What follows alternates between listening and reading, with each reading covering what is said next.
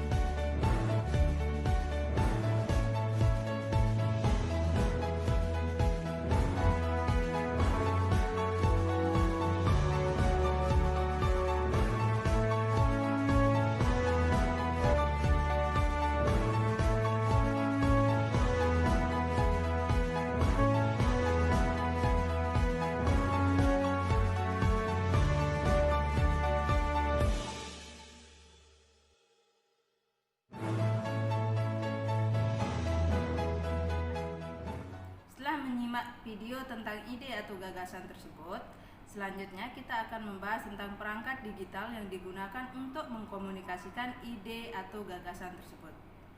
Perangkat digital yang berkembang pesat saat ini adalah komputer, mulai dari yang paling sederhana seperti kalkulator hingga telepon pintar atau yang kita kenal sebagai smartphone. Berikut kita akan membahas tentang komponen dan fungsi masing-masing komponen dari komputer tersebut. Simak video berikut ini. Nah, list materi kita hari ini yaitu pengertian perangkat komputer, kemudian komponen-komponen komputer, hardware, software, dan firmware. Nah, kita lanjut ke materi ya. Nah, adik-adik pasti pernah dong menggunakan komputer, tapi tahu nggak komputer itu apa? Nah, pengertian komputer. Komputer adalah suatu peralatan elektronik yang dapat menerima masukan berupa instruksi dari pengguna, user, atau kita yang dapat mengolah instruksi tersebut sesuai dengan sistem kerjanya secara otomatis dan kemudian akan menghasilkan output berupa informasi yang dibutuhkan oleh penggunanya. Nah, komputer itu terdiri dari beberapa komponen loh. Komponen tersebut ada 3, yaitu perangkat keras atau hardware, kemudian perangkat lunak atau software, dan yang ketiga firmware atau manusia. Yang pertama, hardware atau perangkat keras adalah peralatan secara fisik yang bisa disentuh oleh penggunanya.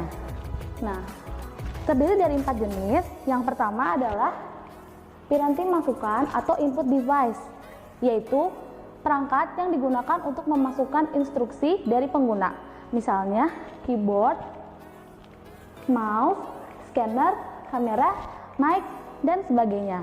Jadi input device ini yang digunakan pengguna misalnya saat mengetik, saat mengklik mouse, dan sebagainya. Kedua, piranti pengolah atau processing unit. Nah, komponen ini adalah komponen yang paling penting karena processing unit atau biasa disebut CPU ini adalah bagian otaknya komputer.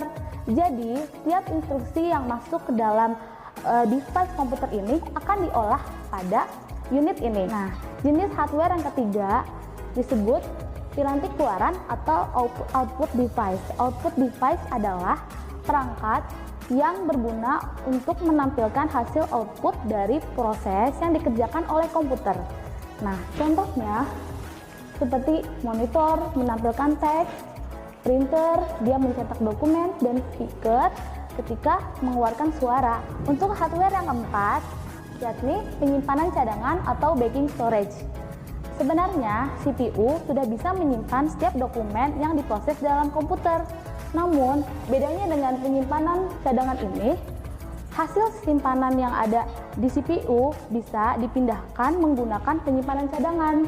Nah, mungkin adik-adik pernah tahu yang namanya flash disk, kemudian disket, CD. Nah, itu disebut dengan penyimpanan cadangan. Nah, untuk keempat hardware ini diklasifikasikan lagi ya.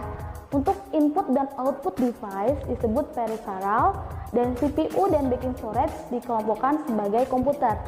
Nah, untuk input dan output device ini berada di luar casing komputer, dan untuk CPU dan backing storage ini masuk ke dalam bagian komputer itu sendiri. Nah, hardware ini memiliki bagan hubungan seperti pada bagan ini. Bisa dilihat, input device memasukkan instruksi, kemudian instruksi tersebut akan diproses pada CPU dan akan menghasilkan berupa output yang akan ditampilkan pada output device. Nah, dari CPU ini juga bisa disimpan filenya di backing storage. Software atau perangkat lunak adalah suatu program yang berisi instruksi atau perintah yang ditulis dalam bahasa komputer yang kemudian bisa dimengerti oleh komputer. Untuk software perangkat lunak ini ada beberapa jenisnya. Yang pertama, software sistem operasi, yaitu perangkat lunak yang harus kita install terlebih dahulu agar dapat komputer ini bekerja sesuai dengan fungsinya. Untuk penjelasan lengkap software sistem operasi ini sudah ada di video sebelumnya ya. Kemudian untuk software aplikasi, ini adalah software yang harus diinstal oleh pengguna sesuai dengan apa yang pengguna butuhkan. Contohnya, ini software aplikasi, misalnya Adobe Photoshop untuk editing gambar.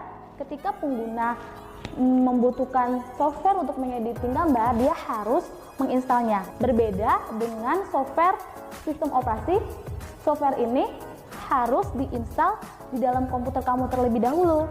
Nah, untuk komponen komputer yang tiga, yaitu brainware atau manusia atau bisa disebut user atau pengguna. Nah, brainware adalah orang yang menggunakan, memakai, atau mengoperasikan perangkat komputer. Nah, klasifikasinya ada beberapa. Contohnya, programmer, yaitu orang yang memiliki keahlian khusus dalam bahasa pemrograman yang akan membuat software-software yang dibutuhkan oleh pengguna.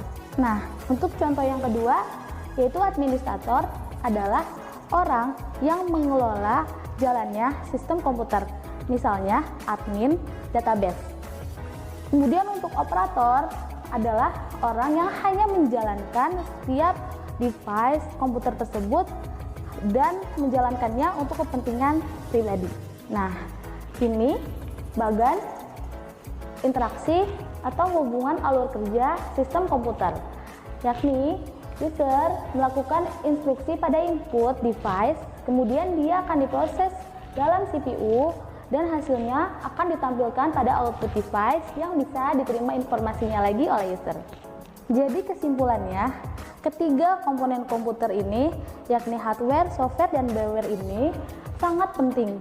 Hardware komputer tidak dapat bekerja jika tidak ada software di dalam komputer, dan hardware ataupun software juga tidak bisa bekerja sesuai fungsinya jika tidak ada brainware atau manusia yang bisa mengerjakan dengan komputer.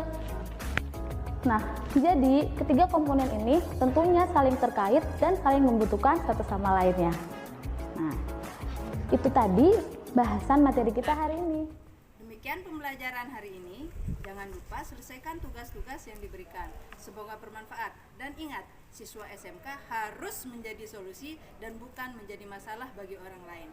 Jaga kesehatan dan selalu ikuti protokol kesehatan. Serta jangan lupa bahagia. Wassalamualaikum warahmatullahi wabarakatuh.